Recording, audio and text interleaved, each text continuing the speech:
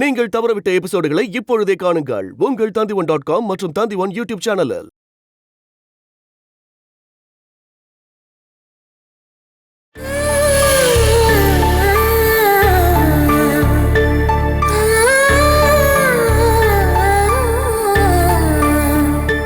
கவுண்டருக்கு பயந்துதான் கிருஷ்ணாவுடைய அம்மாவோட அம்மா எல்லாத்தையும் சகிச்சாங்க. இப்ப கடைசி காலத்துல அவங்க பொண்ணோட பொண்ணை பார்க்கணும்னு சொல்லி இப்ப ஆசைப்பட்டாங்கன்னா அது ஒரு வேளை உண்மையா இருக்குமோன்னு தான் என் மனசு சொல்லுது. அப்படின்னா அந்த பொம்பளை நம்ம கிருஷ்ணாவை அவங்க குடும்பத்துக்கு அடுத்த வாரிசா இருக்கணும்னு ஒருவேளை ஆசைப்பட்டிருந்தாங்கன்னா அவங்க அந்த ஊர்ல பெரிய ஜமீன்தாரு பணக்காரங்கன்னு தானே சொன்னீங்க. ஒருவேளை இனி கிருஷ்ணாவோட வாழ்க்கை மாறினாலும் மாறலாம். வேண்டாம், என் அப்பாவையும் என் அம்மாவையும் அடிச்சு விட்ட குடும்பத்திலேருந்து எனக்கு எதுவுமே வேண்டாம். ஒருவேளை அவங்க பண்ண தப்புக்கு பிராய்ச்சித்தம் பண்றதுக்கு என்ன வர சொன்னாங்கன்னா அது கண்டிப்பா எனக்கு வேண்டாம். அனுபவிக்கணும். என் அப்பா அம்மாவை விடாம வேட்டையாடின எல்லாருமே கண்டிப்பா அவங்க அதை அனுபவிச்சுதான் ஆகணும்.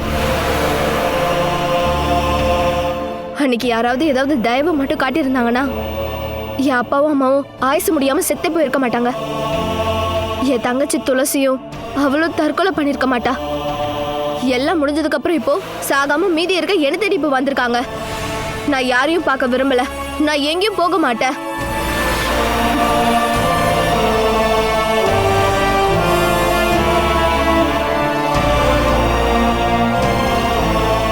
கிருஷ்ணா போக மாட்டேன்னு சொன்னாலும் இவளை கூட்டிட்டு போகாம இருக்க மாட்டான்னு தான் தோணுது. கண்டிப்பா இவளுக்கு பின்னால வேற யாரோ இருக்காங்க. அதுக்கு முன்னால கிருஷ்ணாவை பத்தியும் கிருஷ்ணாவோட குடும்பத்தை பத்தியும் தெரிஞ்சுக்க வேற ஏதாவது வழி இருந்தா சொல்லுங்க. நாம அதை பத்தி தெரிஞ்சுக்கிட்டோம்னா அந்த சங்கீதா நல்லவளா கெட்டவளான்னு முடிவெடுக்கலாம். அப்படி வேணும்னா நாளைக்கே போய் நான் விசாரிச்சுட்டு வந்துடுறேன். ஏற்கனவே நான் அந்த இடத்துக்கு நிறைய முறை போயிட்டு வந்திருக்கிறேன். அப்படின்னா ரொம்ப நல்லதா போச்சு. கிருஷ்ணாவை குடும்பத்தோட சேர்க்கணும்னு அவங்க முடிவு பண்ணி இருந்தாங்கன்னா கிருஷ்ணாவுக்கு நாம சொல்லி புரிய வைக்கலாம். அதனால அவளுக்கு ஒரு நல்ல எதிர்காலம் கிடைக்குதுன்னா நல்லது தானே.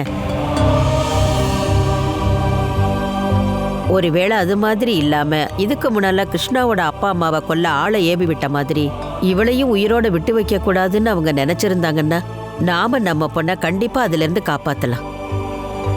அம்மா சொல்றதுல சரிதாங்க. ரொம்ப பொறுமையா விசாரணை பண்ண வேண்டிய விஷயம் தாங்க இது. எங்க நீங்க நாளைக்கு போயிட்டு வாங்க. போயிட்டு வரேன்.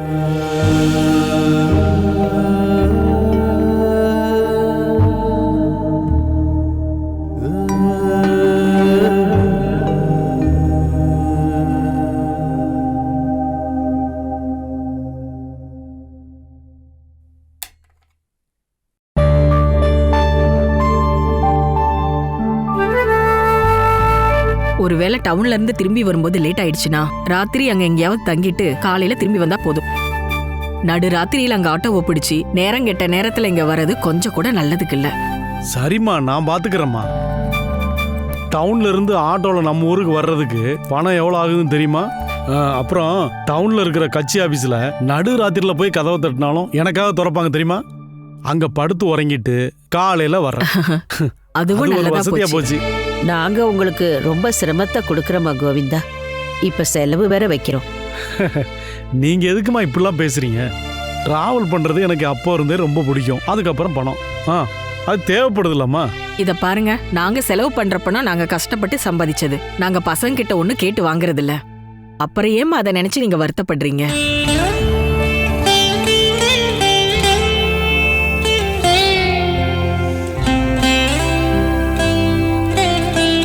பாப்பா, நீ எதை பத்தியும் கவலைப்படாத, சரியா? நான் அங்க என்ன நடக்குன்னு போய் விசாரிச்சுட்டு வந்துடுறேன், அவ்வளவுதான்.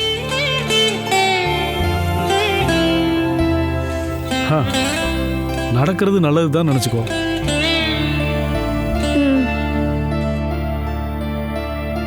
அப்ப நான் போயிட்டு வரேம்மா. பார்த்து பத்திரமா போயிட்டு வாப்பா. சரிம்மா, சரிம்மா.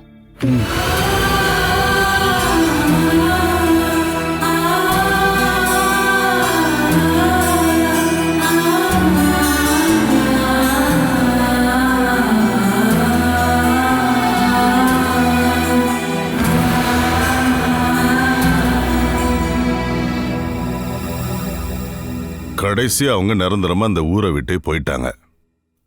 ஒரு பெரிய தலைவலி நமக்கு இப்ப இல்லாம போயிடுச்சுல்ல. ஆனா அது தற்காலிகமா இருக்கும்னு தான் நான் சந்தேகப்படுறேன்.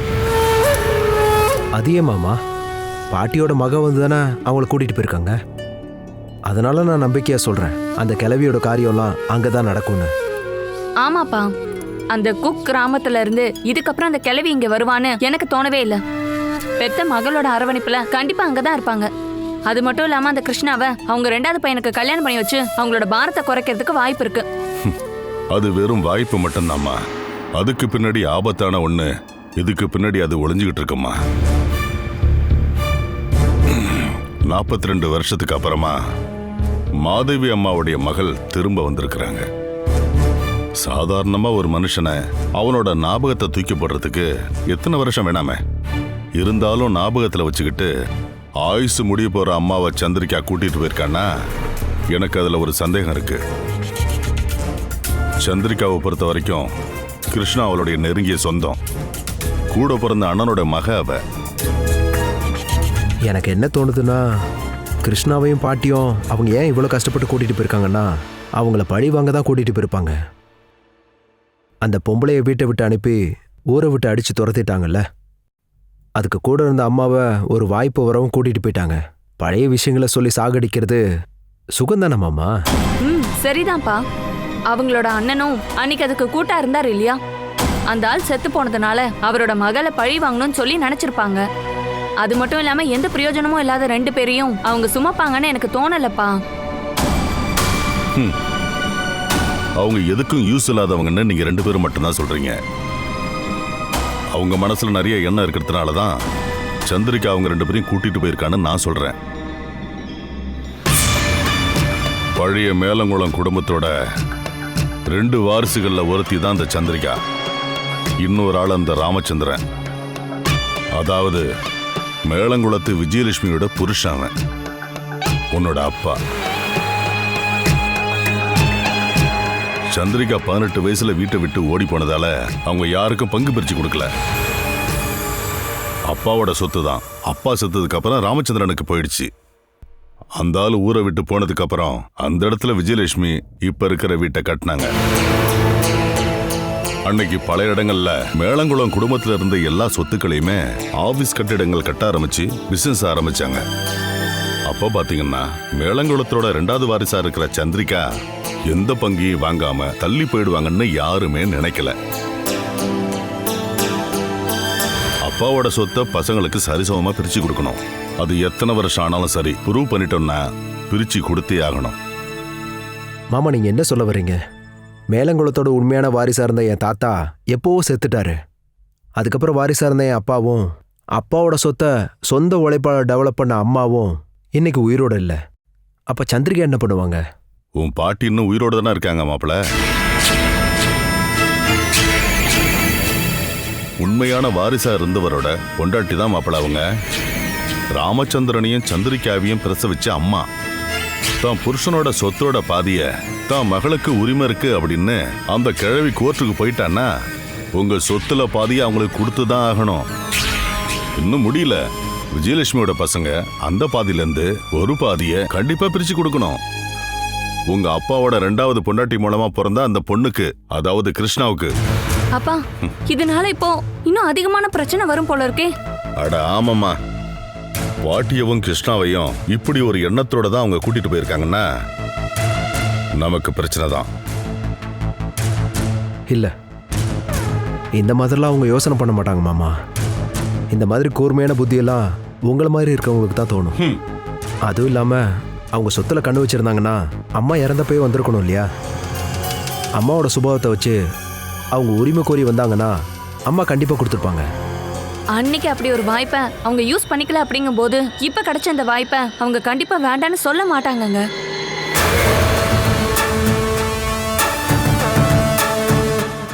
கூடிய சீக்கிரத்துல இதுக்கான பரிகாரத்தை நீங்க தான்ப்பா எடுக்கணும். இல்லனா என்னோட புருஷன் நடு ரோட்டுக்கு வரதை நம்ம பார்க்க வேண்டியதா இருக்கும். மத்தவங்களுக்கு என்ன வேணாலும் நடந்துட்டு போட்டோம்.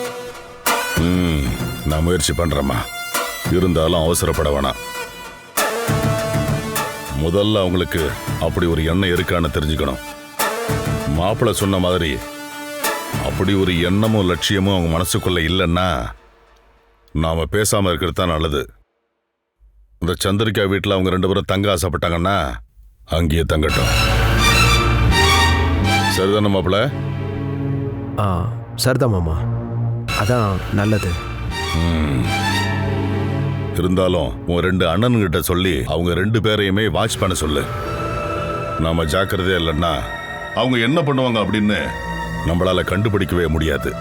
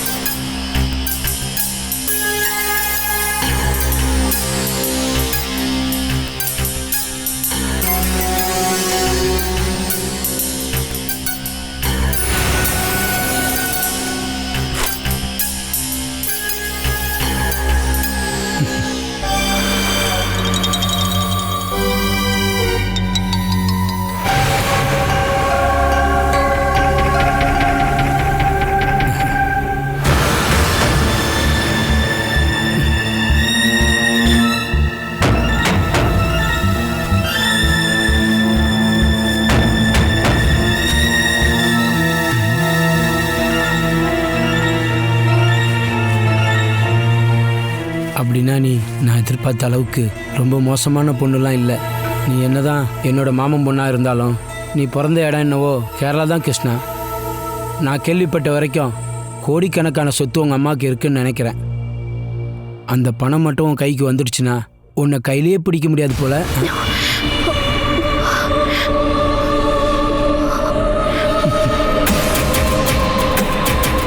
என் போலீஸ் மூலையை யூஸ் பண்ணி பார்க்கும்போது இப்போ உன்னை தேடிட்டு அங்கேருந்து ஆள் வந்திருக்காங்கன்னும் போது ஒருவேளை உன்னை கொன்னுட்டு உன்னோட சொத்தை எடுத்துக்கலாம். அப்படி இல்லைனா ஒன்று அந்த குடும்பத்தோட அடுத்த வாரிசாக்கலாம். இருந்தாலும் உனக்கு ஒரு போலீஸ் ப்ரொடெக்ஷன் தேவைப்படுது, அதை நான் கொடுக்குறேன்.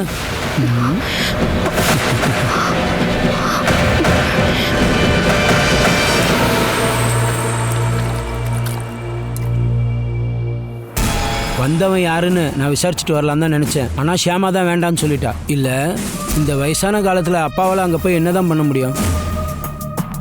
அட ஏ கிருஷ்ணா, நான் பாட்டுக்கு பேசிட்டே இருக்கேன், நீ என்னடானா எதுவும் பதில் சொல்லாமல் போகிற? நான் ஒன்றும் யாரோ கிடையாது. இல்லை உன் சொந்தக்காரன் தான் கிருஷ்ணா, உன் முறை பையன், உன் மாமன். ஒருவேளை நம்ம தமிழ்நாட்டுக்கு போகிறதா இருந்தா நம்ம ஒன்றாவே போகலாம். அங்கே போய் நம்ம சொத்தை வாங்கிட்டு வரலாம்.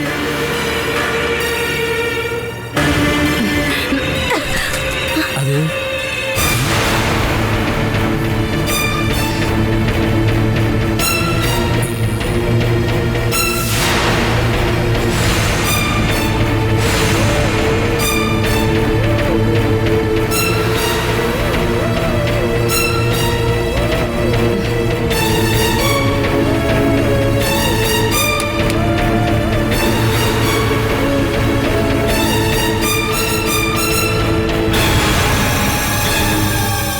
நிம்மதி கெடுக்கிறதுக்காகவே எவ்வளவு ஒருத்தி வீட்டுக்கு வந்துடுறா. அவளே இந்த வீட்டை விட்டு போலான்னு நினைச்சுக்கிட்டு இருக்கா. நீங்க அவன் மேல பாசத்தை காட்டிட்டு இருக்கீங்க. இதை பாரு, நீ விஷயம் தெரியாம பேசிட்டு இருக்காத. நான் ஒரு போலீஸ். ஐயோ, அதுக்கு நான் பயப்படுமா? போலீஸ் எல்லாம் ஸ்டேஷன்ல தான் பாருங்க. அந்த வேலையில இங்க காட்ட ஆரம்பிச்சிங்க, நடக்கிறது வேறையா இருக்கும். இதுக்கப்புறமும் நீங்க அவகிட்ட போய் பேசுனீங்கன்னா பாருங்க, இந்த ஷாமா அதை பார்த்துட்டு சும்மா இருக்க மாட்டா. சொல்லிட்டேன். இங்கே பார் ஷியாமா, கொஞ்சம் மெதுவாக தான் பேசு. என்னோட என்னன்னு உனக்கு புரியவே மாட்டேங்குது. ஓ அப்படியே? நான் உங்களை கல்யாணம் பண்ணி ரொம்ப வருஷம் ஆயிடுச்சுங்க. உங்க பூர்வம் அசைஞ்சாலும் அது ஏன்னு எனக்கு தெரியும், அது எதுக்குன்னு எனக்கு தெரியும். அட நீ என்ன இந்த மாதிரிலாம் சந்தேகப்படாத, நான் உண்மையை சொல்லிடுறேன். அந்த பொண்ணு கோடீஸ்வரிடி, கோடீஸ்வரி. ஓ, பங்கு பிரிக்கும் போது அவளுக்கு கிடைக்கிற கோடிக்கணக்கான பணத்துல இருந்து கொஞ்சம் பணத்தை நம்ம எடுத்துக்கலாண்டி. ஐயோ, நீங்க ஒன்னும் கோடிக்கணக்கான பணத்தை ஆட்டைய போட வேணாம். பாருங்க, முதல்ல உங்க குடும்பத்துல இருந்து கிடைக்க வேண்டிய பணத்தை கேட்டு வாங்குங்க. அதுக்கப்புறம் இந்த நரகத்துல இருந்து என்னை காப்பாத்துங்க. போலீஸ் ஆமா போலீஸ். மத்தவங்க பணத்தை திருட நினைக்கிற ஒரு போலீஸ். வெக்கம் கேட்டவன்.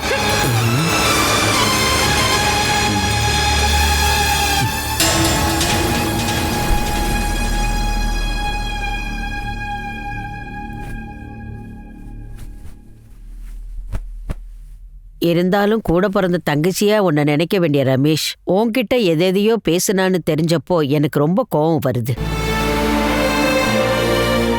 இது மட்டும் சந்திரிகாவுக்கும் கோவிந்தனுக்கும் தெரிஞ்சா போலீஸ்னு கூட பார்க்க மாட்டாங்க. கன்னத்துல 2 அறை அரைஞ்சிருவாங்க. எதுக்காக பாட்டி அவங்க கிட்ட இதெல்லாம் சொல்லி இந்த குடும்பத்தை நம்ம நிம்மதி இல்லாம ஆக்கணுமா என்ன? நாம வந்ததுனாலதான் இந்த வீட்டுக்கு பிரச்சனை வருதுன்னு சொல்லவும் வாய்ப்பு இருக்கு. அதனால எப்பவுமே அவனுக்காக பயந்துகிட்டு இருக்க முடியுமா? நாம நல்லா வாழணும்ல. இது அவங்களோட வீடாச்சே பாட்டி. நம்மளோட உழைப்புல அவங்க இல்ல, அவங்களோட உழைப்புல தான் நாம இருக்கோம். என்னால இதை தவிர வேற எதுவும் சொல்ல முடியல. நாம வேற வழி இல்லாம தான் இந்த வீட்டுக்கு வந்திருக்கோன்னு அவன் நினைச்சா நினைக்கட்டும். சந்திரிகா என்னோட பொண்ணு, நீ என்னோட பேத்திம்மா. இத பத்தி இங்க இருக்கிற எல்லாருக்குமே தெரியும்ல பாட்டி. எல்லாத்தையும் தெரிஞ்சுட்டு தானே ரமேஷ் அக்கா, அவங்க பொண்டாட்டி, அப்புறம் புஷ்பா அக்கா, அவங்க 3 பேரும் நம்ம கிட்ட இப்படித்தானே நடந்துக்கிறாங்க. ஒரு குடும்பத்துல அவங்க எல்லாம் சந்தோஷமா வாழும்போது எக்ஸ்ட்ராவா ஒரு ஆள் அவங்க குடும்பத்துக்கு வந்தாங்கன்னா யாராலையும் கண்டிப்பா அதை ஏத்துக்கவே முடியாது பாட்டி. அதுக்காக மத்தவங்களை குத்தம் படுத்துறது ரொம்ப தப்பு.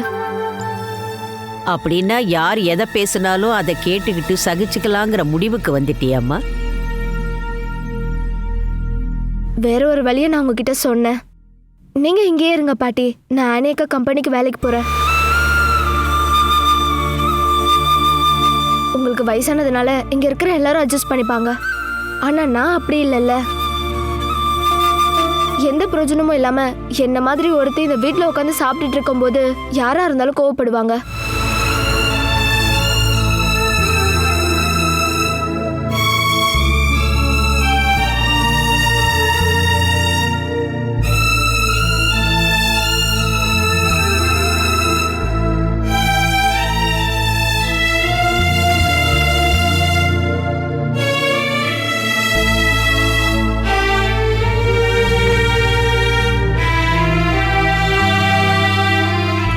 என்ன, நான் சொன்னது சரியில்லையா? ஆனி கூட வேலை பார்க்கறது உனக்கு பிடிச்சிருக்குன்னா நீ தாராளமா அங்க போகலாமா. எக்காரணத்தை கொண்டும் உன்னோட ஆசைக்கு நான் தடையா இருக்க மாட்டேன். ஆனா வாரத்துக்கு ஒரு நாளாவது நீ இங்க வந்து என்னை பார்த்துட்டு போகணும். நான் வரேன் பாட்டி. நீங்க எப்பெல்லாம் என்னை பார்க்கணும்னு ஆசைப்படுறீங்களோ அப்பெல்லாம் வரேன். அப்புறம் அங்க இருக்கிற பிரச்சனை எல்லாம் முடிஞ்சதுக்கு அப்புறமா கண்டிப்பா நான் உங்களை கூட்டிட்டு போயிடுறேன் பாட்டி. இத பாருமா, உன் குடும்பத்தை பத்தி விசாரிக்க போன கோவிந்த ஊர்ல இருந்து திரும்பி வரட்டும். அதுக்கப்புறம் நாம ஒரு முடிவு எடுக்கலாம். என்ன, சரிதானே? இது போதும் பாட்டி. என்னை வேலைக்கு அனுப்ப நீங்க ஒத்துக்கிட்டீங்கல்ல, எனக்கு அது போதும் பாட்டி.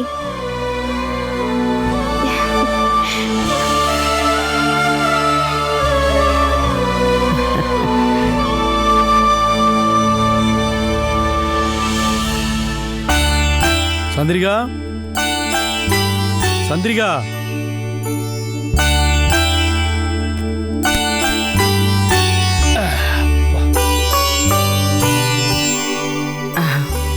என்னங்க அந்த ஊருக்குள்ள வர பஸ்ல வந்தீங்களா? இல்லன்னா இவ்ளோ சீக்கிரம் வர மாட்டீங்களே. சரி, குடிக்க என்ன வேணும்? எனக்கு எதுவும் வேண்டாம். நான் டவுனுக்கு வந்த உடனே ஒரு டீயை குடிச்சிட்டேன். அவங்களும் எங்க, உங்க அம்மா வந்த பொண்ணும்? என்னாச்சுப்பா கோவிந்தா, அங்க யாரையாவது பாத்தியா? எதையாவது தெரிஞ்சுக்கிட்டியா? ஒரு விஷயத்தை பத்தி நான் தெரிஞ்சுக்க கிளம்புனா அதை பத்தின எல்லா விவரமும் தெரிஞ்சுக்கிட்டு தான் நான் வருவேன். ஆனா நான் எதுக்காக அங்க போனேன்னு தெரிய வேண்டியவங்களுக்கு தெரிஞ்சிருந்தா என்னால கண்டிப்பா உயிரோடவே வந்திருக்க முடியாது.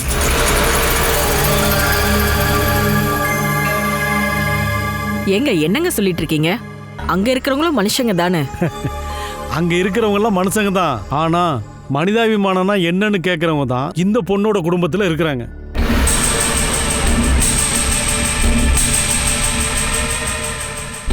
அந்த பொண்ணுங்க வந்து சொன்னா இல்லையா, கிருஷ்ணாவோட பாட்டின்னு சொல்ற அந்த பொம்பளை அந்த குடும்பத்திலே இல்ல.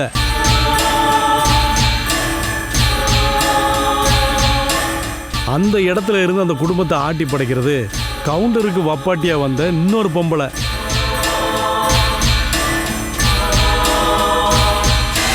பத்மினி. அவளை எல்லாரும் பாப்பாமான்னு கூப்பிடுறாங்க. பாட்டிக்கு என்ன நடந்ததுன்னு யாருக்கும் தெரியாதா? தெரியாது. அவங்க ஒரு நல்ல பொம்பளைன்னு தான் அந்த ஊருக்காரங்கெல்லாம் சொல்றாங்க.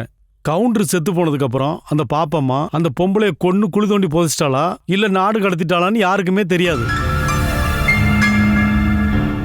அந்த வீட்டுக்குள்ள இருக்கிற ஏதோ ஒரு ரூமுக்குள்ள தான் சங்கிலியால கட்டி போட்டு வச்சிருக்காங்களோன்னு சொல்றாங்க. ஆனா இதெல்லாம் மனசுல மூடி வைக்கிறத தவிர பாப்பா அம்மாவுக்கு எதிராக பேசுறதுக்கு அங்க யாருக்கும் தைரியம் இல்லை.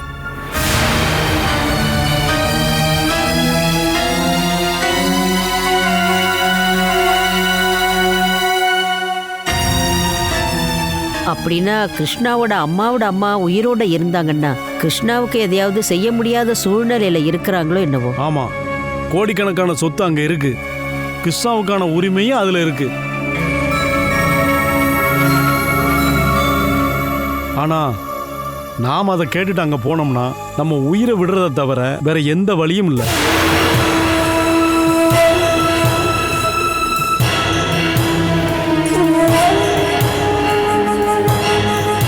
அது மட்டும் இல்லை, கவுண்டரோட மகளோட மகளை தேடி பாப்பா அம்மாவோட ஆட்கள் கேரளாவுக்கு தேடி போயிருக்கிறதா அங்கே இருக்கிற சில பேர் சொல்கிறாங்க. அதனால் கிருஷ்ணா தான் ரொம்ப ஜாக்கிரதையாக இருக்கணும்.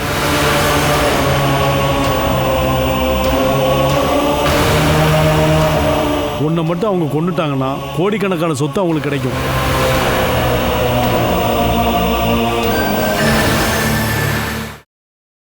Catch us on TV, Tandivan.com, Facebook and YouTube.